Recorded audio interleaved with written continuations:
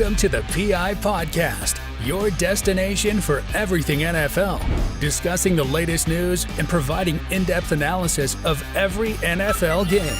And now, here are your hosts, Ian and Tesh.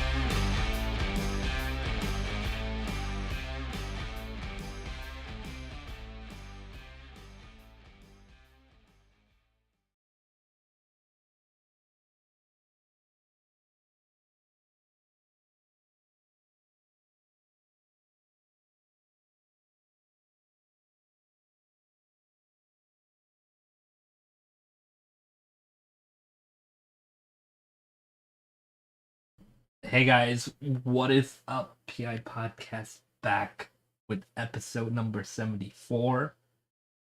A long time coming, but as you guys saw, we streamed last week. We're streaming this week. We're back on sort of a schedule. Yeah, guys, it is Super Bowl weekend. It's officially Super Bowl weekend. We got the Chiefs playing the Eagles, two very good teams. I think this is the best matchup we probably could have gotten. Yeah, it's gonna. I hope it's one of the highest scored games all year. Because the Eagles defense have been playing very, very good all year. The Chiefs defense have been playing good as a very young defense as well. And the primary center piece being Chris Jones. George Kalafdis, the rookie, has been playing well. The rookie cornerbacks have been playing well. Andy Reid knows has to build a defense no matter how young they are.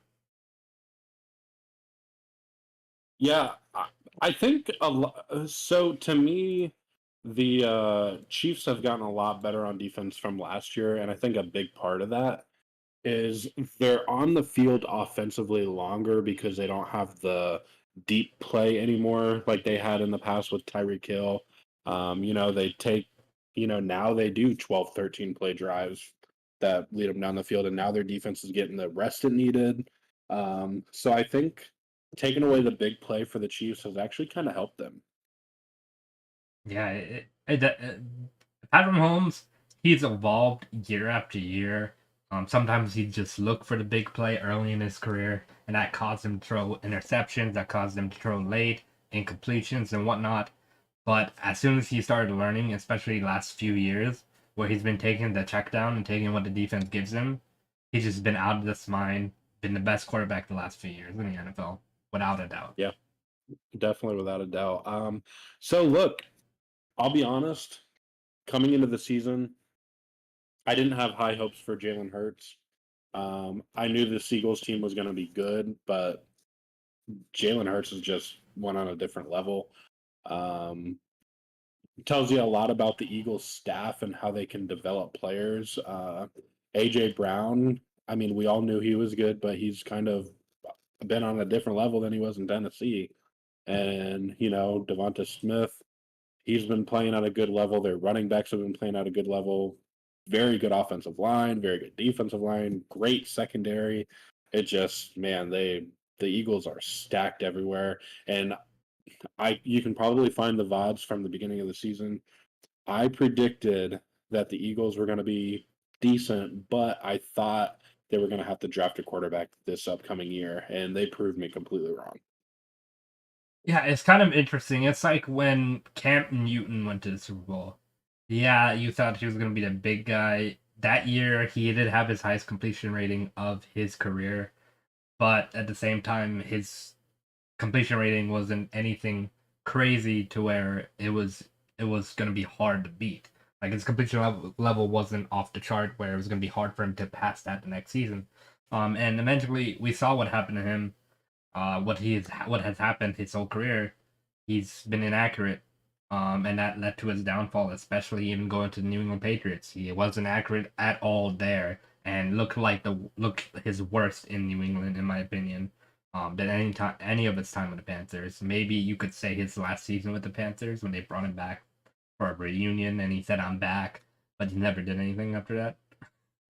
Yeah. So, I the only thing that concerns me right now is Jalen Hurts is playing out of his mind, but I need to see that next level of passing next year. Regardless of what happens in the Super Bowl, I need to see that next year because you got to know, is he just another Cam Newton or is he going to be unique from Cam Newton. He's gonna be the next big Josh Allen. I guess I'm not trying to compare him to Josh Allen.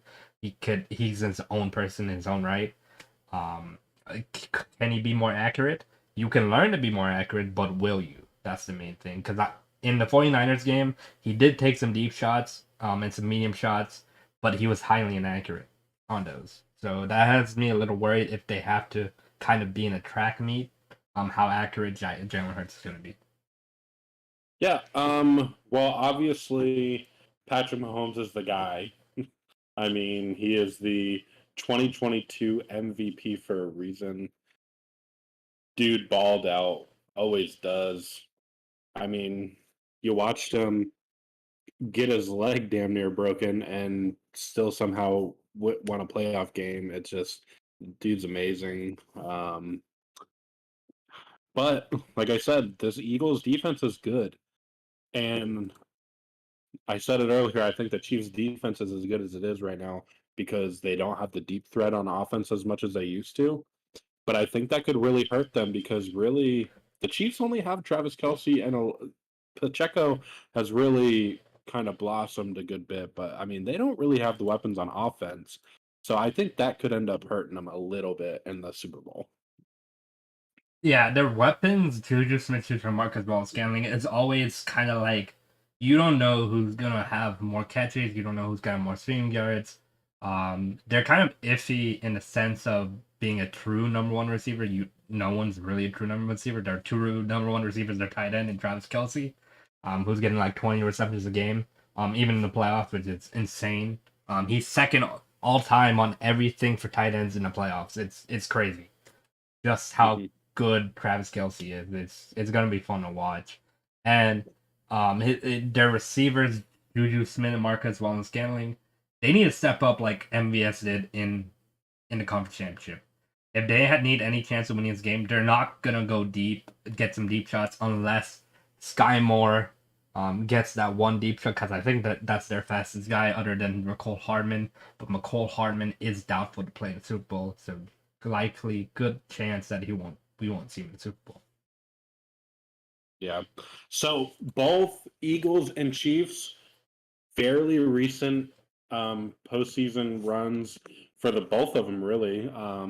You got to think the Eagles won in 2017 and the Chiefs won in 2019. So these guys aren't very far off, and they didn't get the Super. Well, the Eagles got kind of a drought, or when a team makes Super Bowl and then they end up needing to rebuild. They kind of went that route, but it didn't take very long, and they were able to turn things around very quickly. I think they were 4-11 the year Doug Peterson got fired.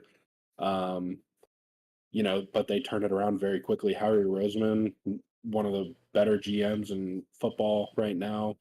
And then, the Chiefs have Andy Reid, Patrick Mahomes, Travis Kelce. Yeah, I mean, that's a unit right there. Yeah, the Eagles have done a very good job of building their roster, building a team that can compete in and out with any team in the league, and you've seen it this year.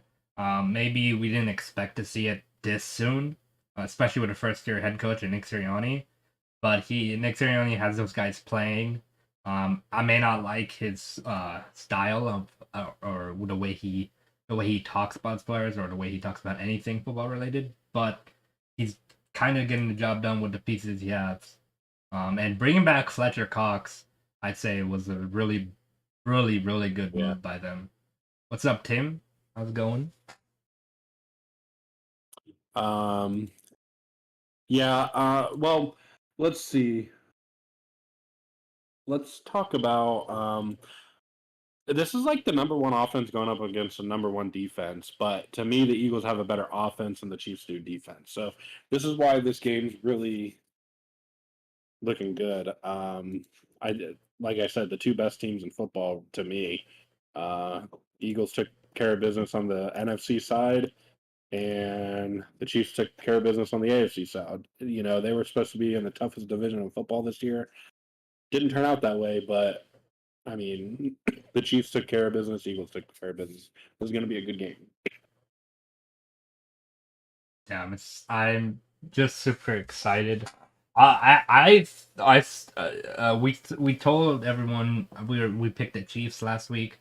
I knew coming into it like AFC in my mind were the top conference, and anybody who came out the AFC in the Super Bowl, I I was pretty sure they were gonna win the Super Bowl, and I still am. But the Eagles do have such an explosive offense in that running game, especially with Jalen Hurts even running the ball as well. He's like a physical monster, like Josh Allen, Cam Newton, guys like that. He could truck people if he wanted to. We haven't seen that much in the playoffs because he has been injured, so they were kind of wary of that. And I've noticed that he's kind of slowing down on his runs, but having 2 weeks full rest it's going to help both quarterbacks tremendously. Yeah. Speaking of quarterbacks, I think the biggest question is the Chiefs. Are they going to be able to protect Patrick Mahomes coming off that injured leg? The Eagles led the league in sacks. They had the third most sacks in NFL history with 70. That's insane. That's just the regular season. That's not including the postseason.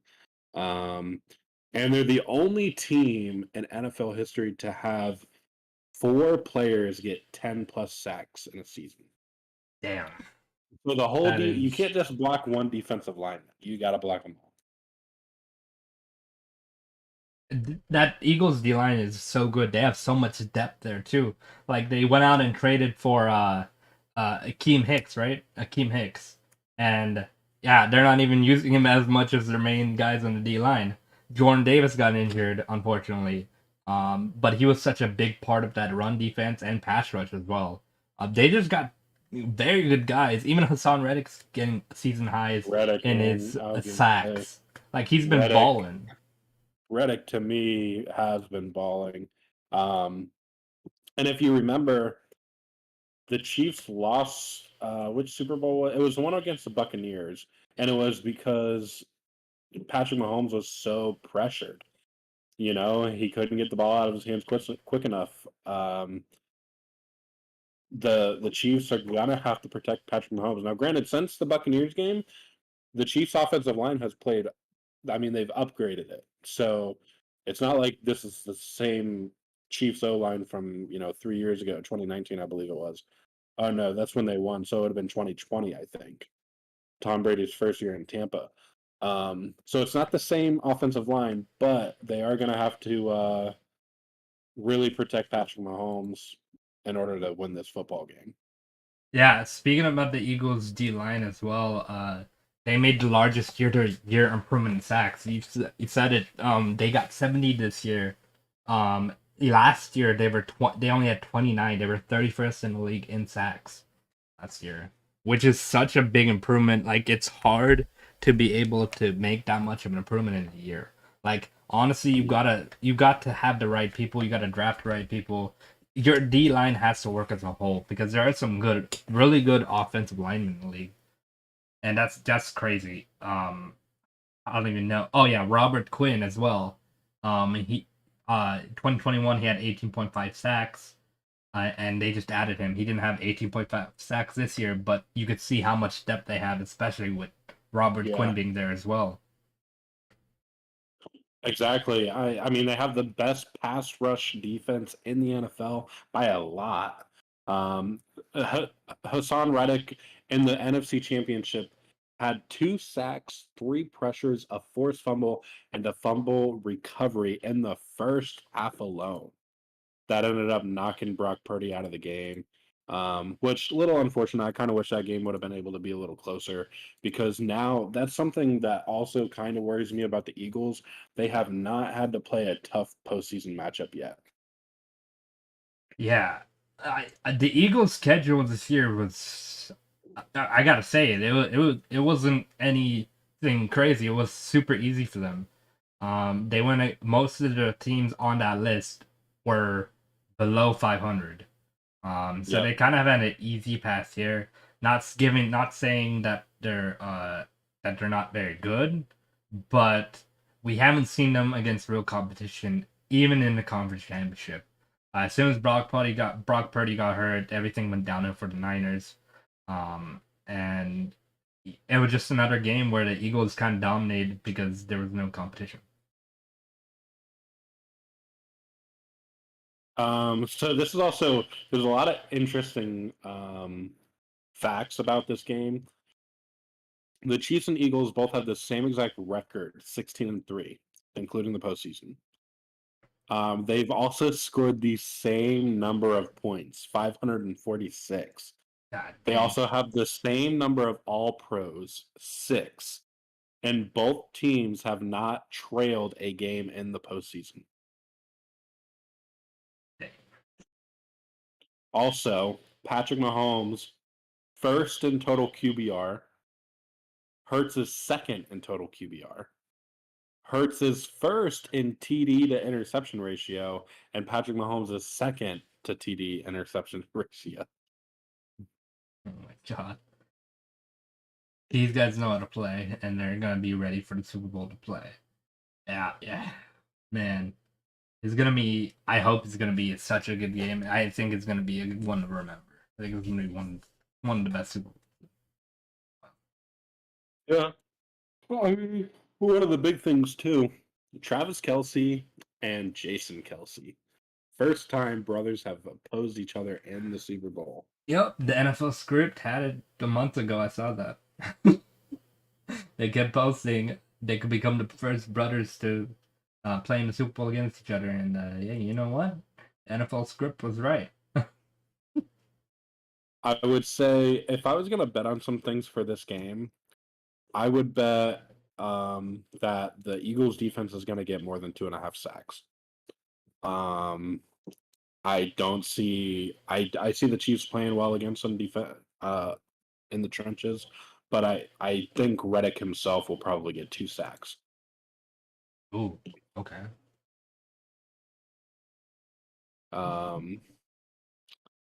Yeah, I would also. I would almost bet that Jalen Hurts is going to use his legs a lot.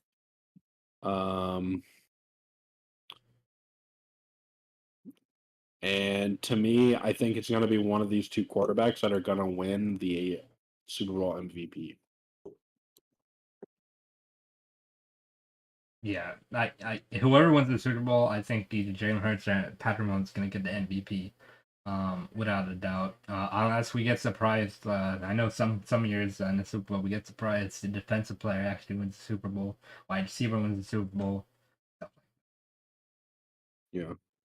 Yeah, and the big thing of why also Patrick Mahomes, their offense was still one of the best offenses in the league, even without Tyreek Hill. Patrick Mahomes averages 2.6 seconds from the snap and throwing the ball out. So there's not much time before he gets that ball out of his hand. Yeah. So far, injury report. Every wide receiver for the Chiefs is supposed to be playing, it says. You said somebody was doubtful earlier. McCall Hardman.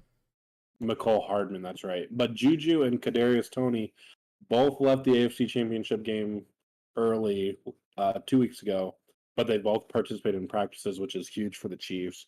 And then I'm trying to think. Landon Dickerson, the left guard for the Eagles, was shaken up. He'll be wearing a protective brace around his hyperextended right elbow, but will be playing, which should help Chris Jones on the defensive side for the Chiefs.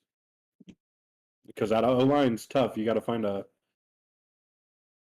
a hole, and that could be it. That left guard being shaken up. Yeah. It's and Chris Jones has just been so good this year. I think he was leading his team in sacks. So one of the highest one of the leading sackers in the league this year. He just been outstanding this year. And the fact that he didn't get any defensive player of the year votes is kind of crazy. Oh, I know Nick Bosa deserved it. Like, he was a monster this year. But Chris Jones, what he did this year was just outstanding. Mm-hmm. Kind of like if there's anything else. Uh, This is a big game for Travis Kelce, in my opinion, because he's got he's got potential to become an all-time great this game. yeah. I'm really, I'm just, I'm interested to see how. First thing we gotta talk about is all these 49ers players saying something about the Eagles. They were a little salty, a lot of them, even Robbie Gold. Robbie Oh yeah, Gold said I've seen Robbie Gold's if you comment. you make Jalen Hurts play quarterback, um, then you're gonna have a good defense. Or something like that. He just, oh my god. I am really curious to see how he holds up to a really good team, but Yeah. like I said, I mean, there's no question about Jalen Hurts being able to score. I mean, he's there. The Eagles have potential to score 40 points in a game. You know, I mean, they could easily put up 40. So could the Chiefs. Even though the Eagles' defense is the number one in the league, I mean, the Chiefs can still put up 40 if they need to. Oh, for sure. Speaking of a lot of good players, I kind of want to go over the NFL honors Oh yeah, a little that's what I bit. was about to say. Yeah. So first things first, um, let's talk about the Jets. Um, Despite very poor quarterback play in most games, I mean, you could argue there's a few that Mike White and stuff were playing out of their minds, but Garrett Wilson to come up with the offensive rookie of the year with the kind of shit show they've had on offense, very impressive. Um, and then for Sauce Gardner to come in, being the second corner picked and win defensive rookie of the year, somebody needs to look up. Is that the first time a rookie of the year has been won by a team on both sides of the ball? No, because the Saints did it with Michael Thomas and Marshawn Lattimore. Okay, okay, And I'm pretty sure it's been done before, but I know the last time that happened was Michael Thomas and Marshawn Lattimore. got it. Um, well, I mean, the Jets' first round picks worked out for him. That's all I can say. Yeah, I did. Honestly, they. I'm kind of a little disappointed that they kind of had the good start they did and somehow didn't find a way to make the playoffs. I Yeah, know Zach Wilson kind of maybe a bust. They have hope for him, the Jets do, but he might need some development time before they even want to start him again because he just was yeah. showing he's not ready to start or even be an NFL quarterback yet. And unfortunately, he doesn't have that much time left. I'd say if he stays on the Jets, he has that next year, and that's it. I Um, agree. and it's always just tough because the Jets have never been good at developing quarterbacks. So Yep. that's hard in general, and especially when you have a defensive coordinator as a head coach. Is he really gonna be help? Is he really gonna be able to help a quarterback develop? You gotta have a really good QB coach. You gotta I have was a gonna. really good coaches over there. That's slightly my concern with Justin Fields in Chicago. I obviously think Justin Fields has played tremendous this past year, but there are concerns about the development when it's a defensive-minded head coach. Yeah. Um, so let's see. We did offensive and defensive rookie of the year, comeback player of the year, Geno Smith. Man, Oh my. what a season he had. And now Seattle's got a big question. Do they stick with Geno or do they possibly try to draft their way to a quarterback? Yeah, that's really interesting because I don't know if Gino he's older now. I don't think he can be the long term answer, but he can be a short term answer. Um, Especially if you don't think you're going to get a quarterback that to fall for you, like to fall to you. Why not ride out Geno Smith for another year? Yeah, and with this quarterback class coming up being so loaded, I think that you might have to take a chance and at least let him develop. I mean, let Geno Smith be a starter for a year. Let the rookie quarterback develop because you're gonna have to think about your future. If you're Pete Carroll, you're thinking about your future, and Geno Smith isn't the long term answer. Right. But shout out to Geno. Yeah, Man, for sure. I'm telling you. Also, he didn't win Rookie of the Year, obviously, but shout out to Brock Purdy and what he did. He Yeah, came out and did exactly what he needed to do for his team, and a lot of players can't do that. He did it. Did it at a nice level. I mean, he played smart football, and to me, that's another situation there where 49ers, what the heck is going to go on there? They drafted Trey Lance with a third overall pick. They traded so much to get that third overall pick.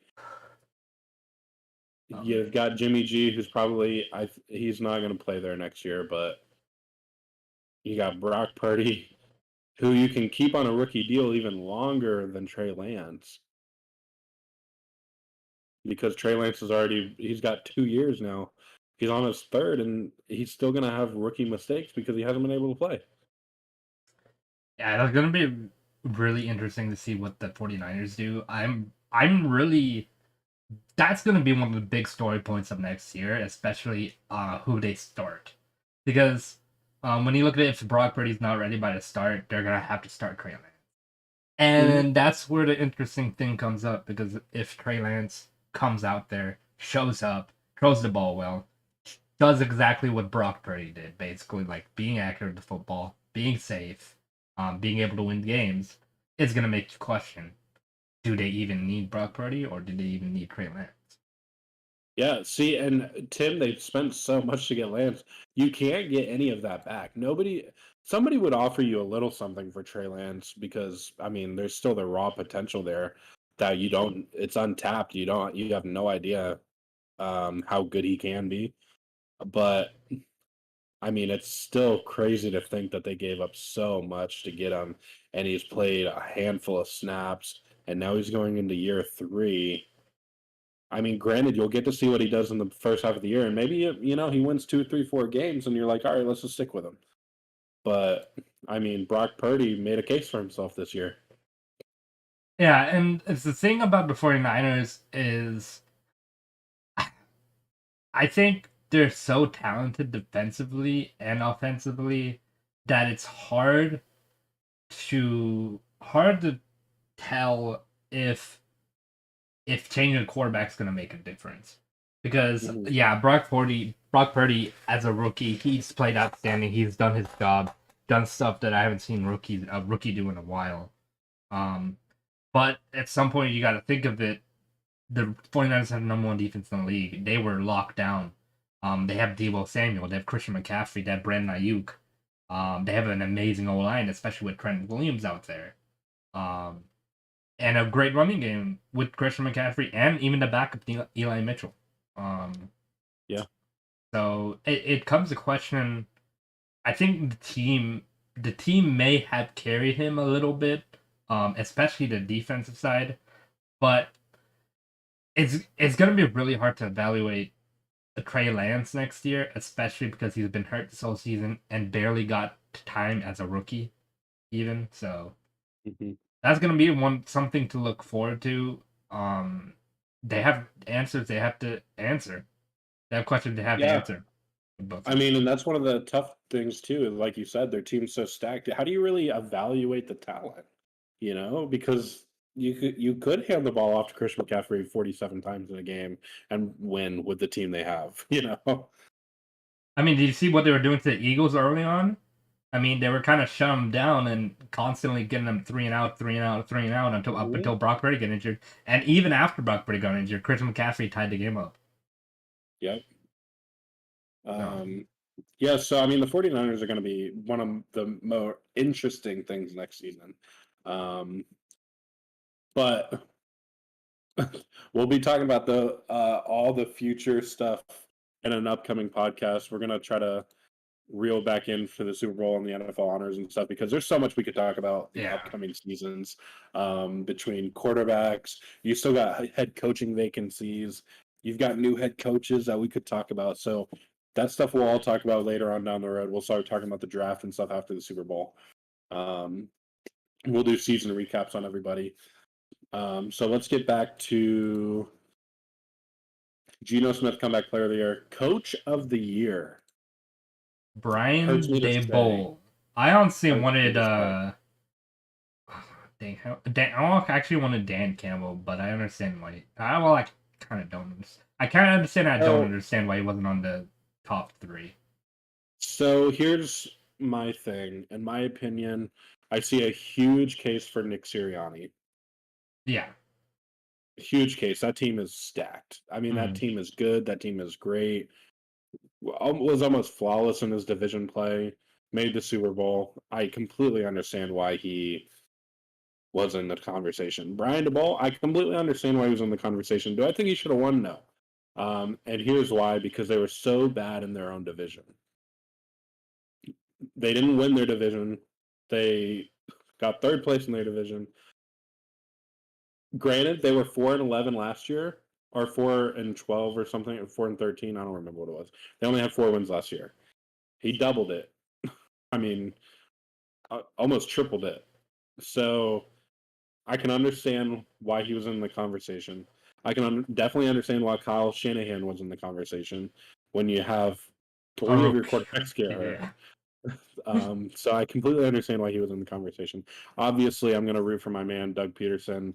They went from 3-14 last year, 1-16 the year before that, and he completely flipped it.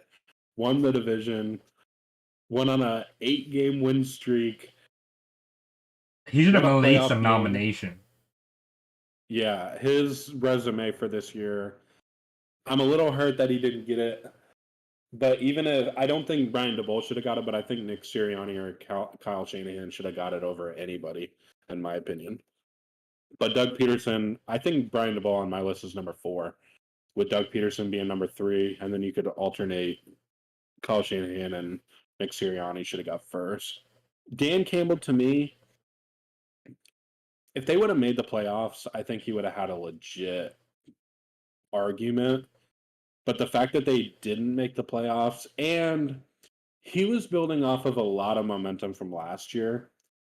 These other guys, Kyle Shanahan obviously has always been a good coach, but Nick Sirianni wasn't.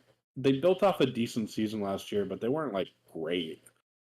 This year they were great. And then Brian Daboll being a first-time head coach, I can kind of understand it, but like I said, that's the only reason he won it was because he was a first-year head coach and he took his team to the playoffs. The only reason I don't have Nick Sirianni up in my top of the list is because there's already a lot of talent on the roster. I agree. And hey, say what you will. I mean, they're in the Super Bowl. So he definitely could have won it. But I think coach of the year wise, I think it has to be like I think it more the NFL thinks of it as how much of an improvement a team makes from year 1 to year 2. The Giants did that. The Jaguars did that. Even the Lions did that. Starting 1-7, I thought that was amazing. That's why Dan Campbell is probably at the top of my list. Even Kyle Shanahan too, for what he did without the starting quarterback and Mr. Irrelevant starting. That's it, just insane itself. But there are so many people who could have won Coach of the Year. I think they had their options, but they really couldn't decide. I think it was a tight vote. I was going to say, I think even Kevin O'Connell in Minnesota, I mean, look at what he did with his. I mean, granted, their defense was terrible, and I think that's the only reason he didn't get any votes. I think he got maybe 1. If he didn't get 1, he got none. But Kevin O'Connell, to me, if their defense would have been better, he should have been in the running. Yeah. I mean, they won 7-9 last year, and then they won like 13, 14 games this year. So, yeah, and that's why they lost that game. I don't know how they made the playoffs with their offense, but I don't know how that defense regressed that much because they still had Harrison Smith. You got Zadarius Smith on that pass rushing line. It's kind of crazy how bad that defense was, especially for that team. Especially when Mike Zimmer was there, his main focus was the defense. Yeah. Speaking of the 49ers a little bit, defensive player of the year, Nick Bosa. Thoughts? Nick Bosa, absolute beast. I knew he was going to win Defensive Rookie of the Year. I called, like, literally, there was no other option for me. Nick Bosa was a straightforward answer for me. He had an amazing year, led the league in sacks. I don't Just really an understand. absolute monster. So many people wanted Micah Parsons. I didn't really. Yeah, understand Micah Parsons had a really good year. Don't get me wrong, but Nick Bosa just had a better year. Yeah, exactly. Like I said, Micah Parsons a beast, but I think it was Nick Bosa, and there wasn't much of an argument for me anywhere else. Yeah. With that being said, go ahead. Oh no, my bad. Like I know we talked about Garrett Wilson and Sauce Gardner for the Jets. They both got Rookie of the Year, but honestly, I think Aiden Hutchinson should have got Rookie of the Year. That's the one I'm a little torn on because Sauce Gardner could very well deserve it, but I really think what Aiden Hutchinson did was crazy. I think what helps Sauce's argument over Aiden Hutchinson was Aiden Hutchinson. They had a very stacked defensive line, and there was another guy on their team, another rookie, that had a very similar year to Aiden Hutchinson, who kind of came out of the woodwork. I don't remember who it was. Bugs, I think. I don't know if his name is Bugs, but I know it's Bugs. Someone on their team named Bugs. He had a decent season. He wasn't a rookie, I don't think. I don't remember the name of that guy.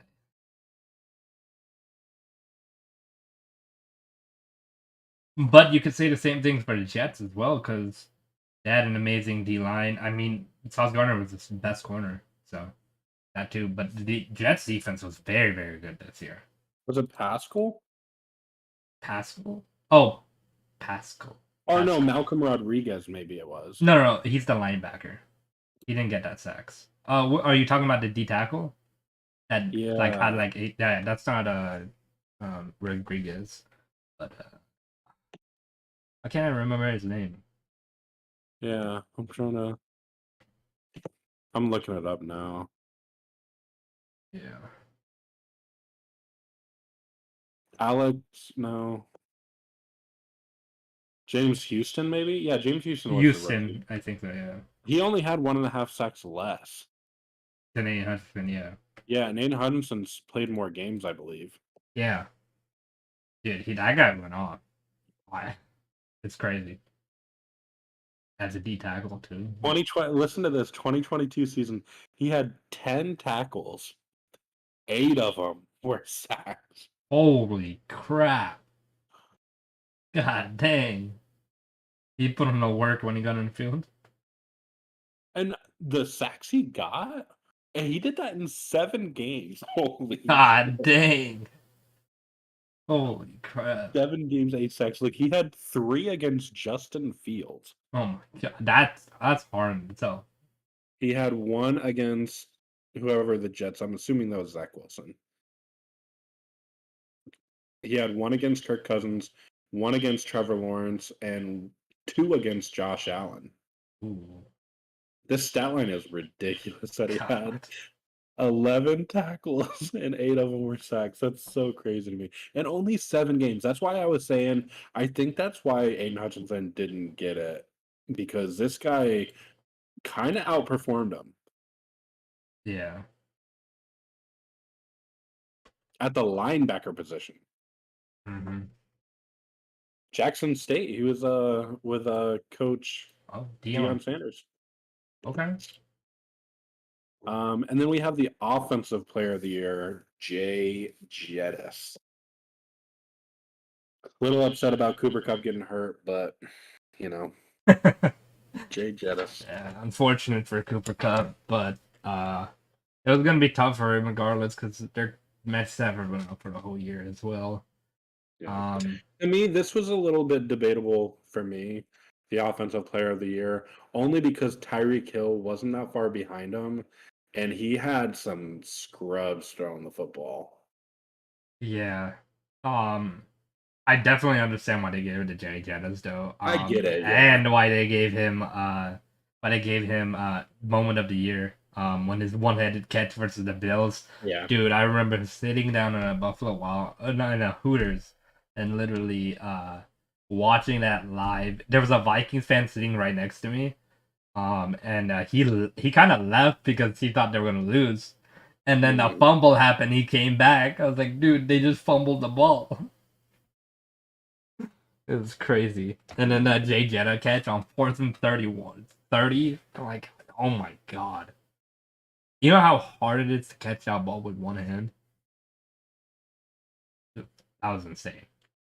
Yeah, like I said, I don't disagree with Justin Jefferson getting the award. I just wish Tyreek Hill would have had his quarterback the whole year. Yeah. Because I don't think Justin Jefferson would have been the leader if that was the case. But he is. Man of the year, Dak Prescott, had some of the most charity work on and off the field. I mean, he turned the ball over more than any other quarterback in the NFL. He was giving away the ball. His giving the ball away on the field was more impressive than his charity work this season. Oh my god. Yeah. Yeah. He had horrible turnovers. That's probably why he got man of the year. The charities to other teams. I mean, come on, man. He gifted the Jaguars a win.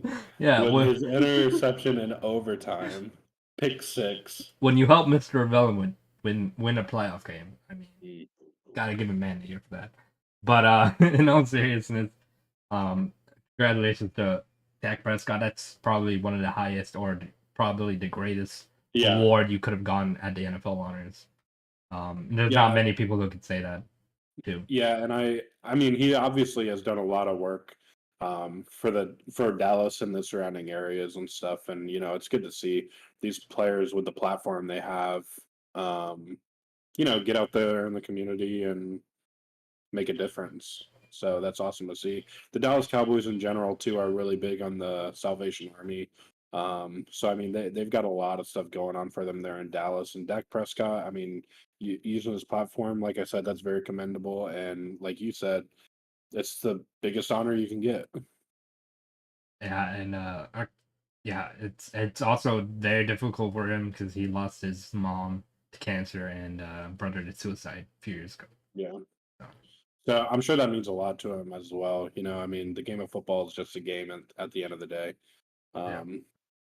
So congratulations to Dak Prescott. We made the joke, but still prestigious honor. Yeah, prestigious honor. And then the final NFL award goes to Patrick Mahomes, and it's going to be super impressive, this MVP award, if he wins the Super Bowl as well. Oh, I'm hoping he does, because I need my free 99 overall to be Patrick Mahomes' man. Mm-hmm. Yep. Don't need a receiver again. No, thank you. Patrick Mahomes, insane year.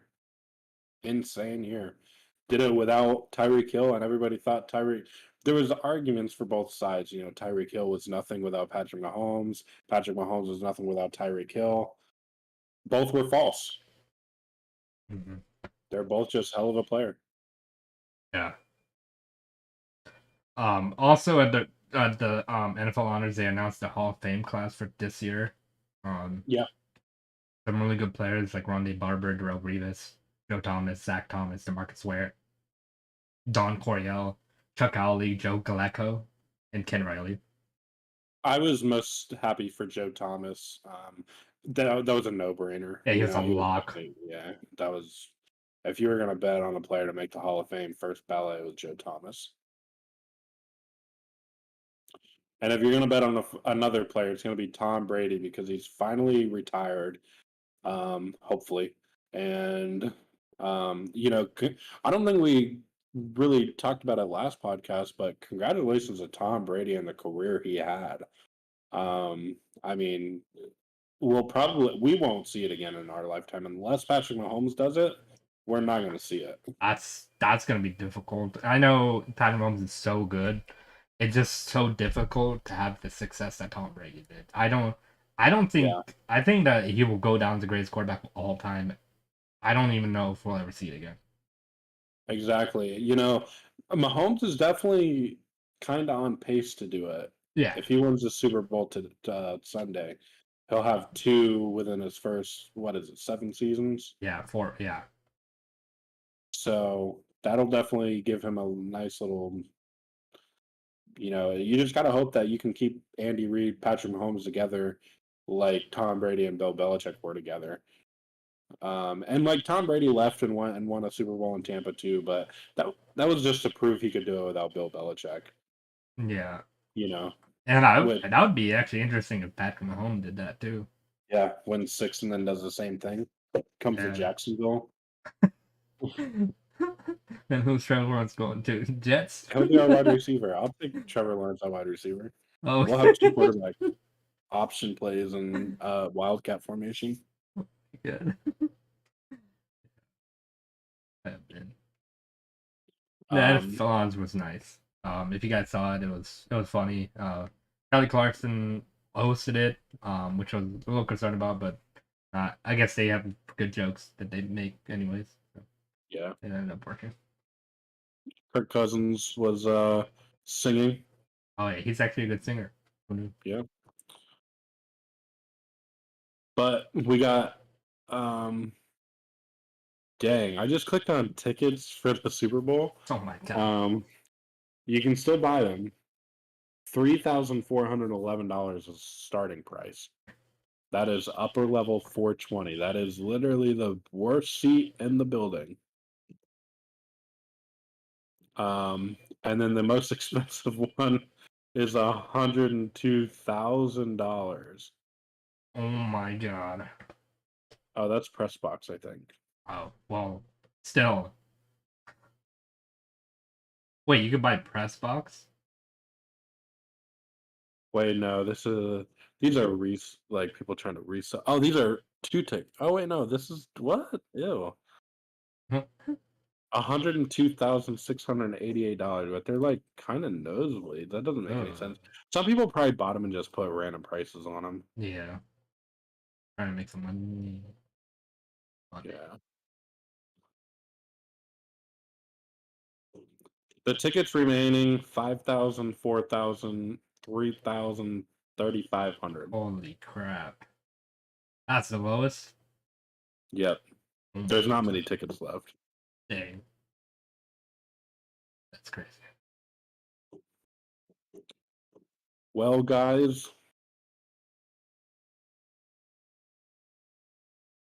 I don't know what else to say. Make sure you guys stay tuned for some big announcements. We're gonna really. Within the next day, we got some big announcements. Yeah. Probably tomorrow morning. Probably, yeah. And next time we'll be talking about probably a lot of different stuff. Probably our Super Bowl a lot, especially after it's over. Yeah. As always, Ian, you got anything else you'd like to add? No, I don't. Go Jags. All right. Thank you guys for watching. Appreciate you guys for always stopping by. We're gonna get this thing on a roll again. We're gonna let you guys know the schedule so it's not unannounced and just going live. So you guys actually know when to be here.